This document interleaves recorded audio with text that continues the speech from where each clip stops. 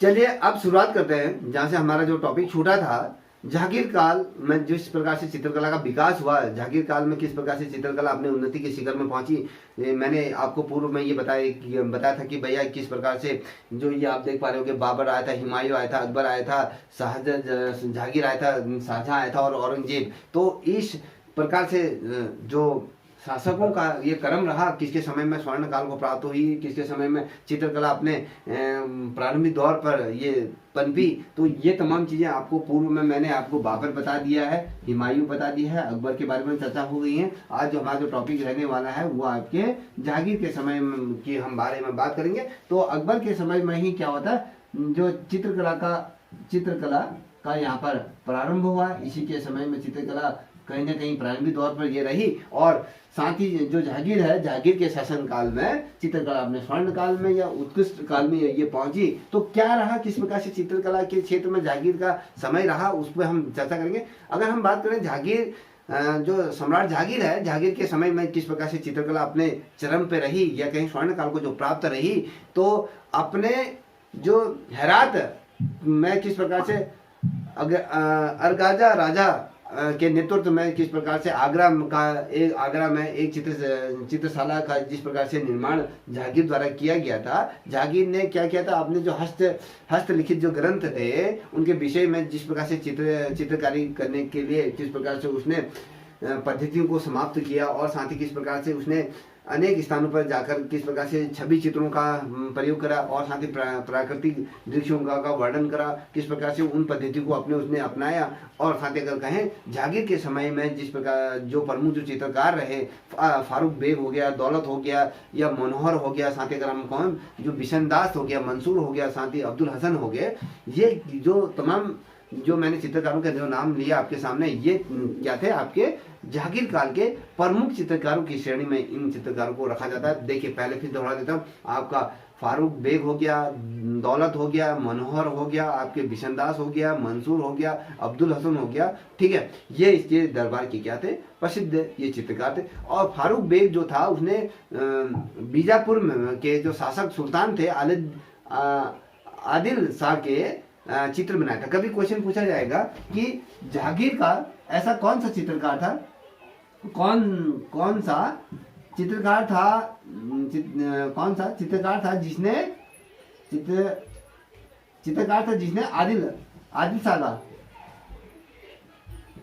आदिल शाह का जो चित्र बनाया था, कौन था बताइए, का जो चित्र बनाया था किसने बनाया था बताइए।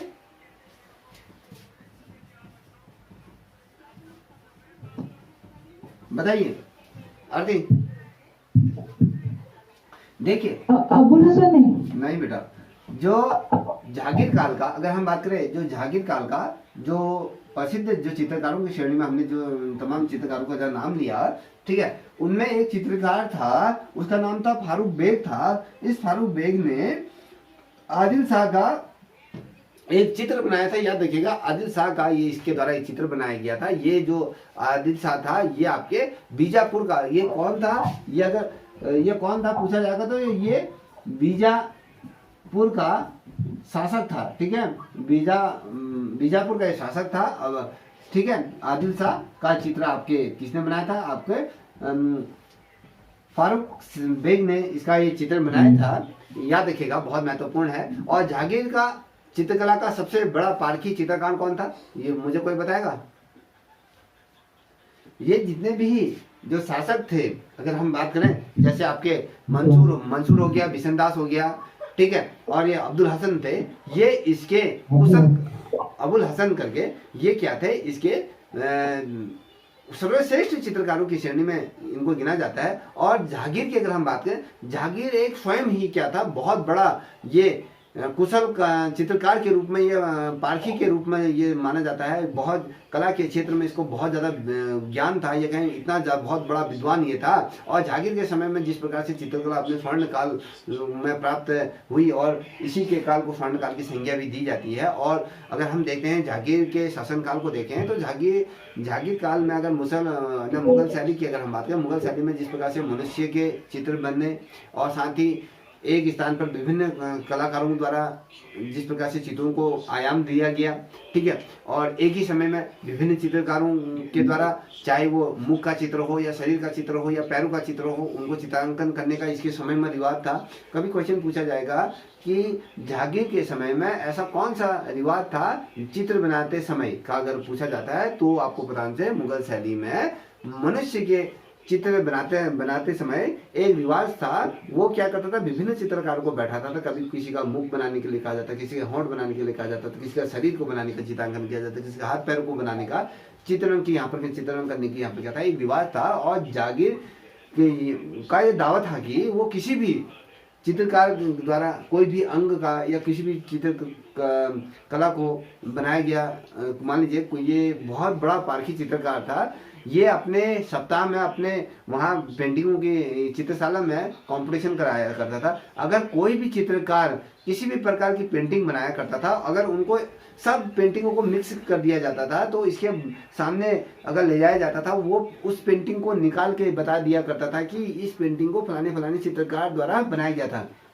आपको पता होगा ये कहावत भी है कि एक शख्स ने अपने जो काली गाय थी, काली गाय का दूध भी आपके डेयरी में जाकर पहचान लिया था कि ये दूध मेरी गाय का है। तो इतना ज्यादा पारखी जो पशुपालक था, वो भी अपने इतना ज्यादा पशुपालक जो था उसने अपने काली गाय का दूध तक पहचान लिया था। उतना ही उससे भी ज्यादा अगर मैं कहूँ तो जहांगीर भी निपुण ये शासक के रूप में, कहें चित्रकला के रूप में ये जाना जाता है कि कोई भी किसी ने भी कहीं पर, मान लीजिए एक पेंटिंग है, एक पेंटिंग में 10 चित्रकारों ने काम किया है, किस चित्रकार ने क्या करा है उसके सामने पेंटिंग नहीं बनी है, मगर वो बता देगा कि इस चित्रकार ने इसके हाथ बना के, इस चित्रकार ने इसने पैर बना के, आंख बना के, ये तमाम चीजों को ये बता दिया करता था। इतना ज्यादा क्या था, ये निपुण चित्रकार था, ठीक है। इसके समय में ही अगर हम बात करें, जागीर के समय में ही आपके शिकार के, युद्ध के, साथ ही राज दरबार के चित्रांकनों को, दृश्यों को इसमें चित्रांकन किया गया। और जागीर काल में अगर देखें,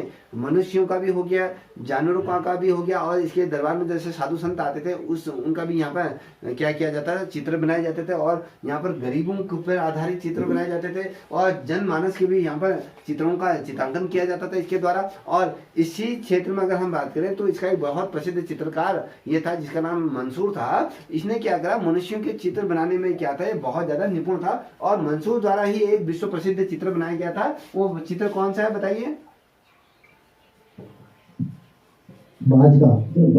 हाँ, ये बाज का जो टर्की का जो चित्र था ये मंसूर द्वारा बनाया गया था। ये जो चित्र था ये विश्व प्रसिद्ध ये चित्र था। और कभी क्वेश्चन पूछा जाता है, आपको तो ये पता है कि मंसूर द्वारा बाज का ये चित्रांकन किया जाता है। कभी आपसे पूछा जाता है कि जहांगीर के शासनकाल में ऐसा कौन सा चित्रकार था जो मनुष्य के जो चित्र बनाने में क्या था, वो बहुत ज्यादा निपुण था, या कहें उस समय उसका प्रचलन ये था कि ये बंदा ही क्या बनाएगा, मनुष्यों का चित्र बनाने का ये प्रचलन उसके समय में था। वो बंदा कोई और नहीं, वो मंसूर था। मंसूर ही क्या करता था, ये मनुष्यों के चित्र बनाने में ये बहुत ज्यादा निपुण था। और जहांगीर के, अगर जहांगीर की अगर हम बात करें तो जहांगीर के जो निर्देशन में अगर बात करें, जिस प्रकार से जो चित्रकार होते थे, किस प्रकार से चित्रकार में, जैसे दौलत, जैसे इसका जो चित्रकार था दौलत है, उसने अपने साथ जिस प्रकार से चित्रकार जो उसके चित्रकार थे, जैसे अगर मैं बात करूं उसका साथ एक जो बिशनदास चित्रकार था, उसने गोवर्धन और साथ ही अब्दुल हसन के चित्रों में क्या करा था,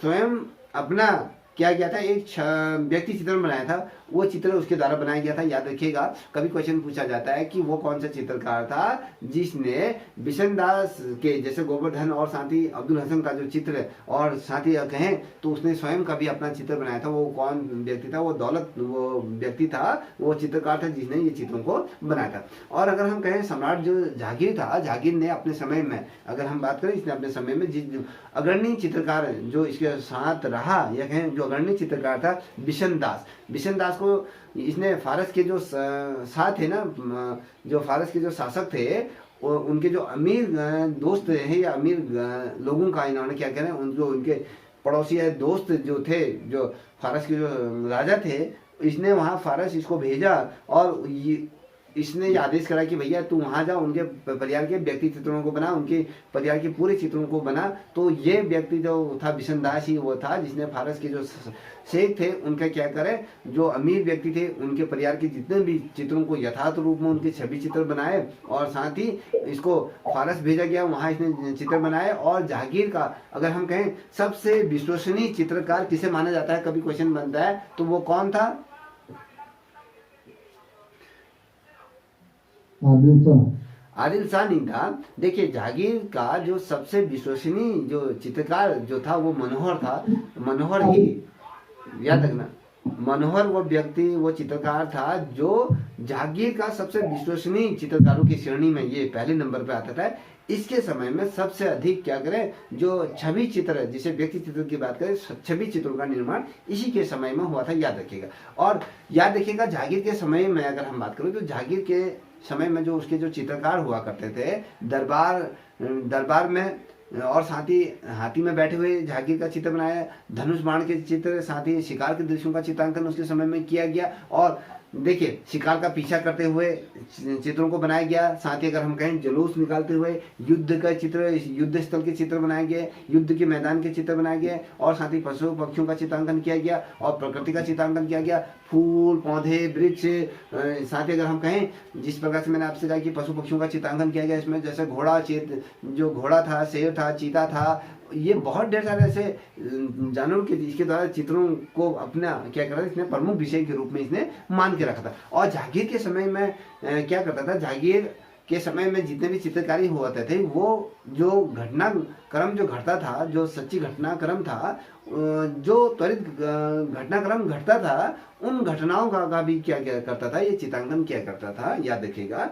और मुगल चित्रकला की अगर हम बात करें तो फारसी प्रभाव से अगर हम देखें पूर्ण रूप से क्या थी, जो जहांगीर की जो चित्रकला थी वो पूर्ण रूप से जो फारसी प्रभाव से क्या थी, मुक्त ये रही थी। और आपको मैंने कहा था कि भैया ये पर्सी ब्राउन था, पर्सी ब्राउन ने जहांगीर के शासनकाल में भी अपने व्यक्तित्व दिया है।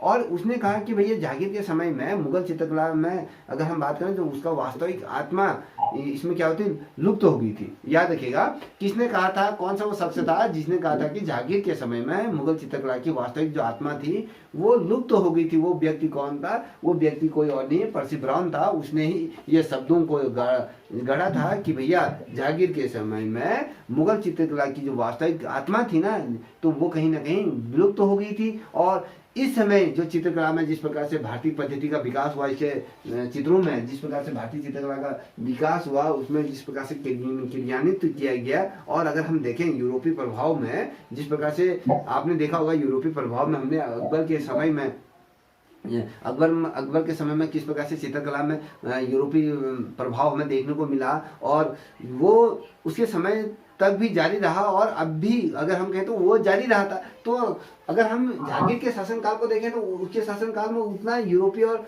साथ ही फारसी चित्रकला का प्रभाव ये क्या था, कहीं ना कहीं विलुप्त तो ये हो गया था, और उसके समय में ये तमाम चीजें हमें देखने को नहीं मिले।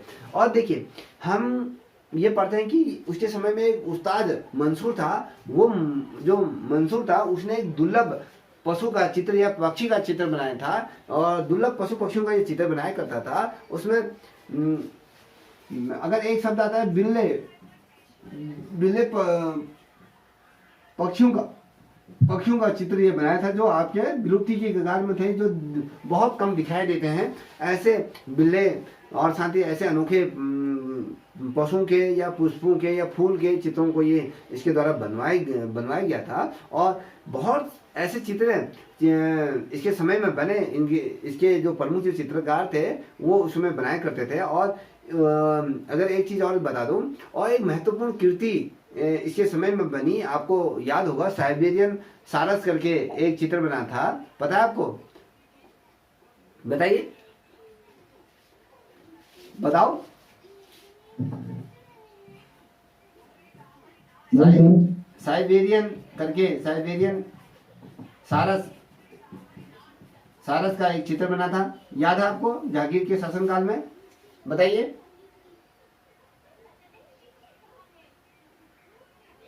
बताओ।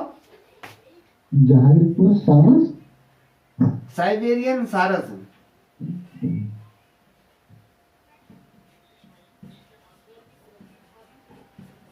बताओ। सर नहीं पता।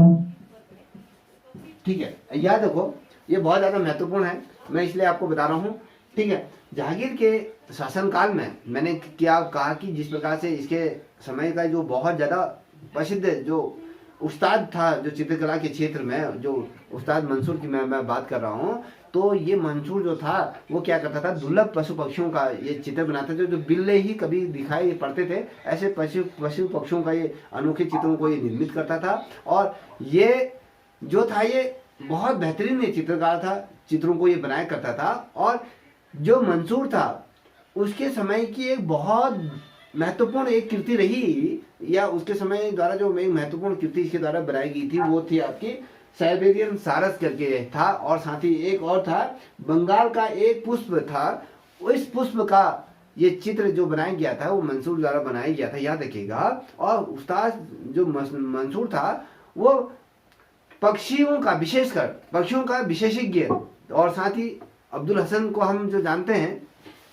देखिए मंसूर को किस रूप में जाना जाता है, पशुओं जो पक्षियों का विशेषज्ञ के रूप में जाना जाता है, क्योंकि इसके समय में बहुत ढेर सारे चित्रों बने थे, चाहे हम मोर, शेर या जंगली जानवरों के जो चित्र बनाया करता था, पुष्पों के चित्र भी इसके द्वारा बनाए गए थे। मैंने जैसे कहा कि भैया साइबेरियन सारस हो गया आपका, और बंगाल का एक फूल हो गया, और ये तमाम चित्र बनाए। और मंसूर जो व्यक्ति था वो आपकी क्या था, आपका पक्षी चित्र में ये विशेषज्ञ के रूप में जाना जाता था। और एक अब्दुल हसन करके वो व्यक्ति था जो चित्रकार, तो वो विशेषकर क्या था, व्यक्ति चित्र बनाने में क्या था, ये विशेषज्ञ का ये या तो कहेंगे या निपुण ये चित्रकार माना जाता था। और यूरोपीय प्रभाव वाले जो चित्रकारों में मिस्कन करके एक चित्रकार था जिसके चित्रों में विशेषकर जो यूरोपीय प्रभाव देखने को मिलता था।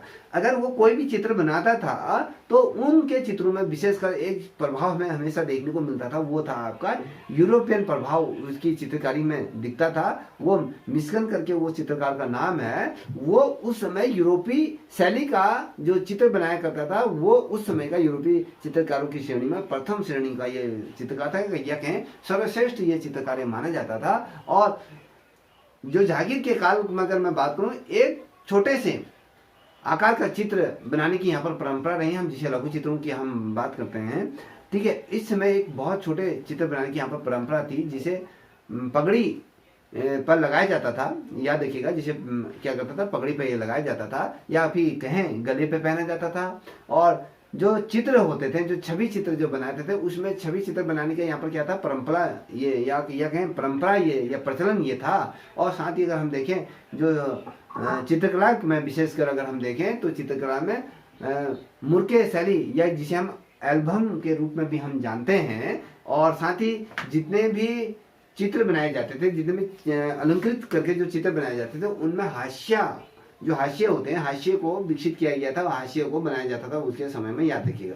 और ईरान के जो शाह थे, ईरान के जो राजा थे शाह का यहाँ पर जब क्या करा था, जो जहांगीर द्वारा उनका स्वागत करते हुए जहांगीर का चित्र दिखाया गया है। ईरान के एक जो शाह थे, शाह अब्बास है उनका नाम। देखिए जो ईरान के जो शाह थे शाह अब्बास का स्वागत करते हुए जहांगीर का एक चित्र बनाया गया है। और दर्जन मेरी करके एक चित्र बनाया गया है। और साथ ही क्या कहते हैं, एक चित्र को पकड़े हुए जहांगीर का चित्र बनाया गया है। और एक चित्र और था, वो चित्र का नाम मुझे अब याद नहीं आ रहा। देखिए अकबर के कटे सर को लात मारते हुए चित्र भी बना हुआ है। मालिक अकबर का एक मलिक था, मलिक अकबर के जो सर का एक चित्र बनाया है, जिसमें जहांगीर क्या कर रहा है, उसको लात मारते हुए जहांगीर का चित्र दिखाया गया। कभी क्वेश्चन बनता है कि भैया जो मलिक अकबर के कटे सर को लात मारते हुए किसका चित्र दर्शाया गया है, क्वेश्चन बनता है, तो आपको पता होना चाहिए वो जहांगीर व्यक्ति था। और जहांगीर कालीन एक बहुत ढेर सारे प्रमुख चित्रकार रहे जिन्होंने चित्रकला को ऊंचाइयों तक ले जाने का कार्य किया। ठीक है ना, समझ में आ रहा? देखिए एक चीज और बता देता हूँ, हम जहांगीर काल को हमने पढ़ा था, तो जहांगीर काल का जो समय था वो 1605 से कितना था, कोई बताएगा? जहांगीर का जो शासन काल रहा वो 1605 से 1627 तक का इसका समय रहा, 1605 से 1627 तक का इसका जो समय रहा, इसका ये समय रहा। देखिए जिस प्रकार से आप सभी को पता है कि भैया जो अकबर के पश्चात जिस प्रकार से जहांगीर उसका गद्दी का जो उत्तरदायित्व बना, और जहांगीर क्या था, जो मुगल सिंहासन पर जब बैठा, ये 1605 में क्या हुआ था, ये एक तरीके से आड़ू किस्म का ये व्यक्ति था, ये अजीब टाइप का व्यक्ति था। अगर आप जहांगीर को देखोगे ना, जहांगीर को अगर आप पढ़ोगे तो जहांगीर किस प्रकार का व्यक्ति था आपको पता है। ये बहुत ही मस्त मौला घुमक्कड़, एक या कहें मस्त मस्त करने वाला ये व्यक्ति था, जिसने अपने जीवन में बहुत अजीब टाइप का इसका बर्ताव रहा, या कहें अलग टाइप का ये बंदा रहा। अगर हम देखिए जो सम्राट था, अगर मैं कहूँ मुगल सम्राट जो रहा अकबर के पश्चात जो उसके गद्दी का जो वारिस बना वो जहांगीर बना, और मुगल सिंहासन पर 1605 में क्या बैठा, आड़ू करके ये बैठा, ये क्या बोलते हैं, 1605 में ये गद्दी में बैठा। ठीक है, ये 1605 में जिस प्रकार ये गद्दी में बैठा, कुछ विद्वानों का मानना भी है कि भैया ये राजनीतिक के तौर पर, सांस्कृतिक तौर पर, कलात्मक जगत में जिस प्रकार से अकबर का जिस प्रकार से एक महत्व या कहें विशिष्ट योगदान था, अकबर के काल से ये प्रारंभ हमें देखने को मिलता है। और अकबर के समय में ही चित्रकला क्या हुई, अपने चरम पर ये पहुंची। और जहांगीर के समय में दिखाया गया है कि भैया किस प्रकार से जहांगीर ने चित्रकला में अपना अहम योगदान दिया। अकबर के समान अगर हम बात करें, जब उसके पुत्र के तौर पर जहांगीर क्या था, एक बहुत ही अधिक कुशल ये शासक के रूप में सामने आया। और अकबर के समान ही उसने क्या करा, जो अकबर द्वारा जो प्रचलित जो परंपराएं थी ना, उन परंपराओं को कहीं ना कहीं इस व्यक्ति द्वारा संजोया गया। और अगर देखें जहांगीर शास्त्रीय कला में भी एक ऐसे चित्रों का ये निर्माण इसने के द्वारा करा है, जो आपके देश में नहीं विदेशों में के बहुत ढेर सारे संग्रहालय हैं, जहाँ पर जहांगीर द्वारा जो शास्त्रीय कला में भी इसने चित्रों को बनाए। आज दुनिया भर के जो संग्रहालय में कहीं ना कहीं उन संग्रहालयों की ये शोभा ये बढ़ा रही है। देखिए जहांगीर हिंदू माता के सपूत ये माने जाते थे। देखिए ये क्या कहा जाता है, हिंदू जहांगीर क्या था, हिंदू माता माँ का एक सपूत के रूप में ये माना जाता था।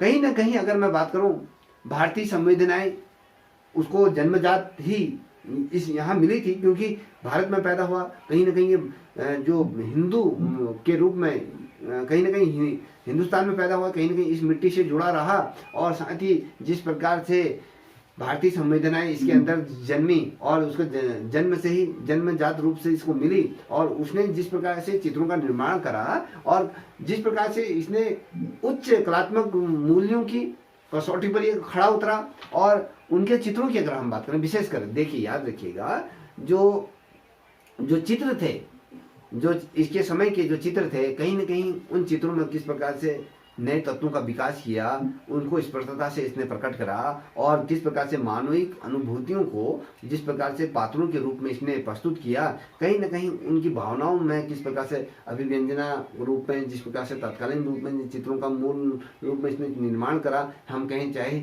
ओवरऑल जिसमें मैंने अभी पूरा जिक्र करा किस प्रकार से इसके तमाम चीज़ें हुई। आपको बता दूं, एक प्रसिद्ध विद्वान रहे हैं वासपति ग्यारोला जी जो रहे, उन्होंने भी जहांगीर के बारे में कुछ शब्दों का जिक्र किया गया है। उसके द्वारा ये कहा, उनके द्वारा कुछ शब्दों का जिक्र किया गया है, मैं बता देता हूँ। इन्होंने कहा था कि भैया भारत में मुगल शैली का जो समय का जो प्रारंभ हुआ वो अकबर के शासनकाल में हुआ, और जो अपनी उन्नति के दौर पर जो ले गया, जो कलात्मक धैर्य जिसके अंदर था, जो नए कला के आयामों को खोजता रहा, उसके विकास में किस प्रकार से सामंजस्य स्थापित करा, वो कोई और व्यक्ति नहीं, वो आपके जहांगीर के समय में जिस प्रकार से मनुष्यों का चित्रों का निर्माण किया गया, उनके आचरणों का, उनकी भावनाओं का, और साथ ही उनके अनुरूप जिस प्रकार से चित्रकला पनपी और चित्रकला के समय में जिस प्रकार से जहांगीर का स्वर्ण काल रहा, तो कहीं ना कहीं जहांगीर के समय में जिस प्रकार से रंगों का निर्माण हुआ, उनको जिस प्रकार से जिस ढंग से उनको रचा गया और जिस प्रकार से उनका प्रयोग किया गया, रंगों की अतिरिक्त अगर हम बात करें जहांगीर के शासनकाल में जिस प्रकार से रेखाओं का प्रयोग किया गया, और साथ ही जहांगीर कालीन अगर चित्रकारों ने, अगर मैं बात करूं जिस प्रकार से अपनी जो उनके अंदर जो योग्यताएं थी, योग्यताओं का किस प्रकार से कुशल परिचय दिया, और साथ ही जिस प्रकार से वस्त्र आभूषणों की को जिस प्रकार से रचा और उनको किस प्रकार से यथार्थ दृष्टिकोण उन्होंने रखा।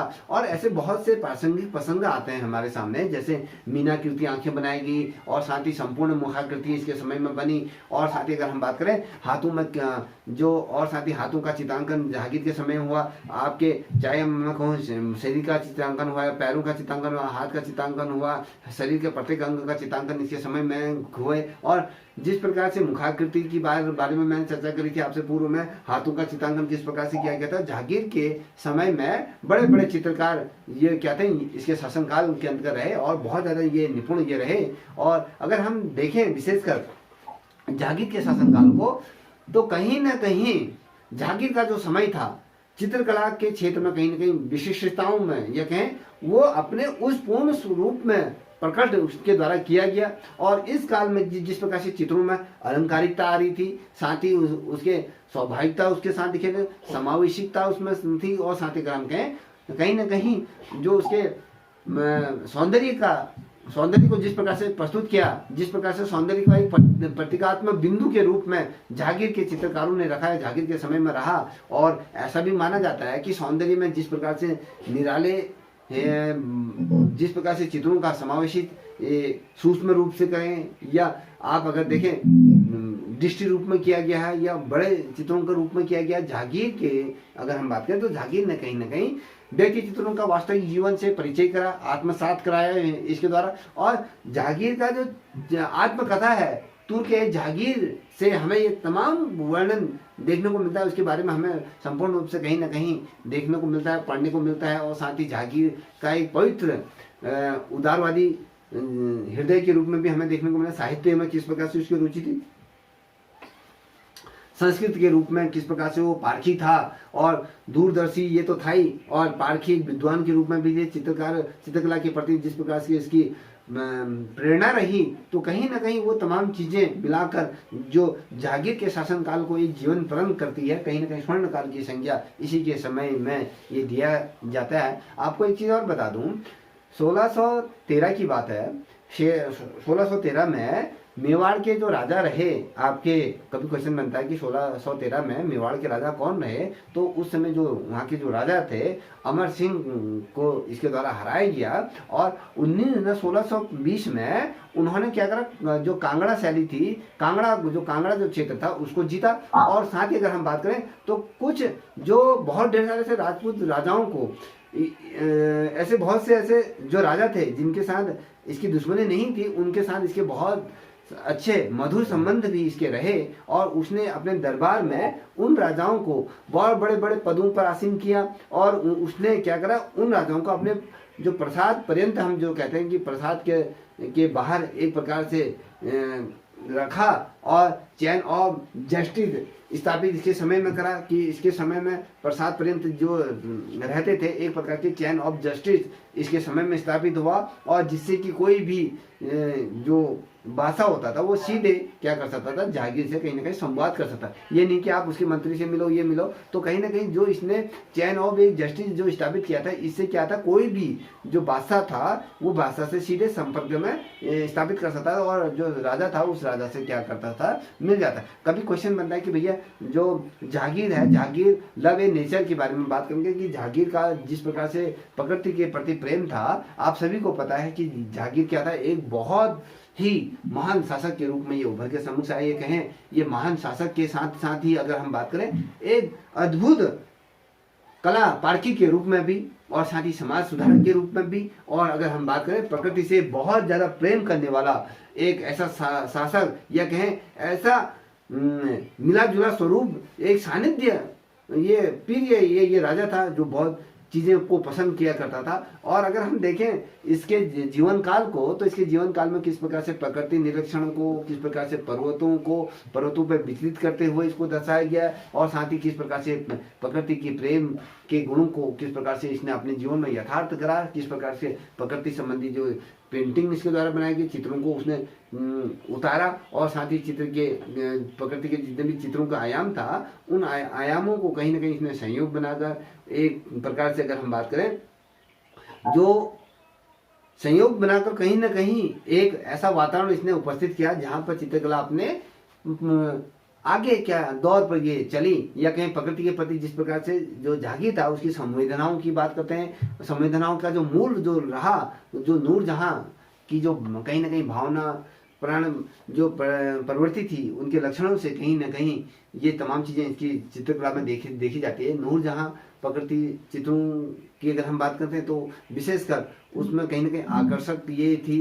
और साथ ही अगर जहांगीर के लिए अगर बात करूं तो जहांगीर के समय में मंसूर ने सैकड़ों पुष्पों का चित्र बनाए। अगर आपको बता दूं इसने जम्मू कश्मीर में भी इसको भेजा, जो डल झील है उसके किनारे में भी भेजा लाल पुष्पों का चित्रांकन, इसको जम्मू कश्मीर में भी भेजा वहाँ के पुष्पों का चित्रांकन करने के लिए। और प्रत्येक जो जितने भी पुष्प थे प्रत्येक पुष्प का एक नवीनतम तौर पर इसने सौंदर्य को कहीं ना कहीं प्रस्तुत करने का एक जिस प्रकार से मन को मोहने वाला चित्रों को ये बनाया करता था, ये अपने समय का बहुत ज़्यादा उत्कृष्ट चित्रकार ये माना जाता था। और कहीं ना कहीं हम बात करते हैं प्रकृति का एक अंग जो हम मानते हैं, जिसे हम पशु पक्षी जो मूल तौर जो आपके पर्यावरण के अंदर या प्रकृति के अंदर रहते हैं, तो कहीं ना कहीं उनके प्रति भी इसकी संवेदनाएं थी। पशु प्रेमी था, पक्षी प्रेमी तो ये था ही, मानव के साथ जिस प्रकार से इसके संबंध स्थापित इसने करे, जागीर को किस प्रकार से पशु पक्षियों का से जिस प्रकार से विशेष लगाव रहा,